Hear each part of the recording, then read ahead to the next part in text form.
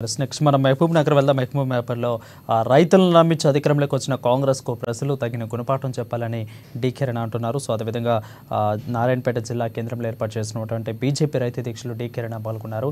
So ఖచ్చితంగా Congress party రైతులను ద్రోహం చేసిందంటూ డి.కిరణ్ గట్టిగా విమర్శిస్తున్నట్లు మనకు తెలుస్తోంది. సో ఇదే విధంగా మోసం చేసిన కాంగ్రెస్కు ప్రజలు ఓటుతో బుద్ధి చెప్తారంటూ కూడా దేశవ్యాప్తంగా ఓటుతో బుద్ధి చెప్తారంటూ డి.కిరణ్ వ్యాఖ్యలు చేశారు. దీని మీద మరింత అప్డేట్స్ మా ప్రతినిధి ప్రదీప్ లైవ్లో అందుబాటులో ఉన్నారు.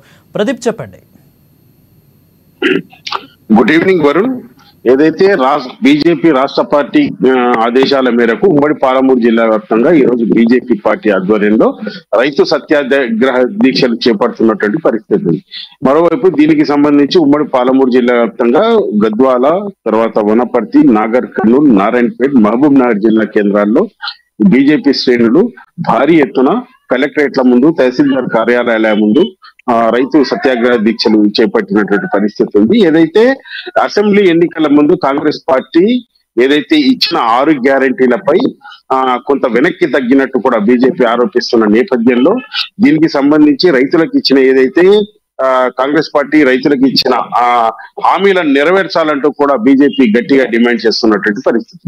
దీనికి సంబంధించి నారాయణపేట్ మరియు మహబూబ్నగర్ జిల్లా కేంద్రాల్లో బీజేపీ జాతీయ ఉపాధ్యక్షురాలు మహబూబ్నగర్ పార్లమెంటు అభ్యర్థిని డి.కే. అరుణ ఈ సత్యాగ్రహ దీక్షలో పాల్గొని రేవంత్ రెడ్డి సర్కారుపై తీవ్ర విమర్శలు అయితే చేసినటువంటి పరిస్థితి. అయితే ఏదైతే కాంగ్రెస్ పార్టీ గత అసెంబ్లీ ఎన్నికల ముందు అధికారంలోకి వచ్చేందుకు ఏదైతే రైతులకు తెలంగాణ రాష్ట్ర ప్రజలకు ఉమ్మడి పాలమూరు జిల్లా ప్రజలకు ఇచ్చిన హామీలను నెరవేర్చాలంటూ డిమాండ్ చేస్తున్నటువంటి పరిస్థితి ఉంది. ఏదైతే 25,000 పంట నష్ట పరిహారం రైతులకు, తర్వాత 12,000 కౌలు రైతులకు 12,000 రైతు బంధు, తర్వాత మహిళలకు 2,500, తర్వాత దీనికి సంబంధించి 2 లక్షల రుణమాఫీ హామీలు ఏమయ్యాయంటూ కూడా ఆమె నిలదీస్తున్నటువంటి పరిస్థితి ఉంది. ఏదైతే రేవంత్ రెడ్డి ఎన్నికల ముందు ఒక మాట, ఎన్నికల తర్వాత ఒక మాట చెప్తున్నారంటూ కూడా ఆమె దుయ్యబట్టిన పరిస్థితి అయితే ఉంది. ఏదైతే కాంగ్రెస్ పార్టీ అధికారంలోకి వచ్చిన తర్వాత ఇచ్చిన హామీలపై వెనక్కి తగ్గేందుకు చూస్తుందంటూ కూడా ఏదైతే ఆరోపిస్తున్న నేపథ్యంలో కాంగ్రెస్ సర్కారును ఏదైతే హామీలపై గట్టిగా నిలదీస్తామంటూ రాబోయే రోజుల్లో కూడా, రాబోయే పార్లమెంట్ ఎన్నికల్లో కూడా ఇవే ప్రధాన అస్త్రాలుగా తాము ముందుకెళ్తామంటూ కూడా చెప్తున్నటువంటి పరిస్థితి అయితే ఉంది.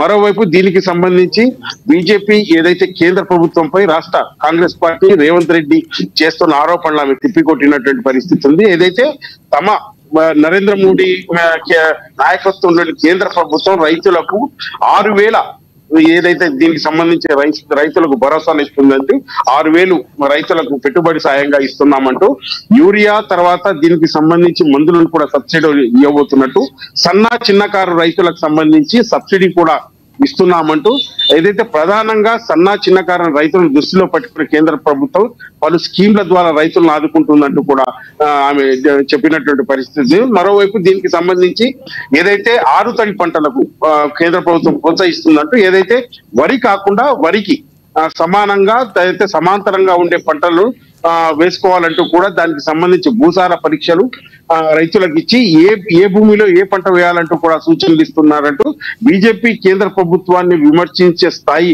కాంగ్రెస్ పార్టీకి కానీ అటు రేవంత్ రెడ్డికి కానీ కూడా లేదంటూ కూడా ఆమె తీవ్రంగా ఆగ్రహం వ్యక్తం చేసినటువంటి పరిస్థితి.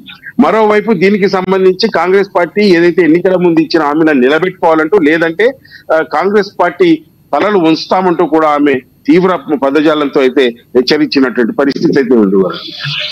రైట్ ప్రదీప్, అయితే ఇదంతా కూడా రైతు దీక్షలో బీజేపీ చేపట్టిన బీజేపీ రైతు దీక్ష అనే దాన్ని కొనసాగిస్తున్నారు. ఇదంతా ఎన్నికల్లో వచ్చే పార్లమెంట్ ఎన్నికల్లో స్ట్రెంట్ టైంకి వచ్చే ఇది ఎన్ని రోజుల వరకు సాగనుంది ప్రదీప్?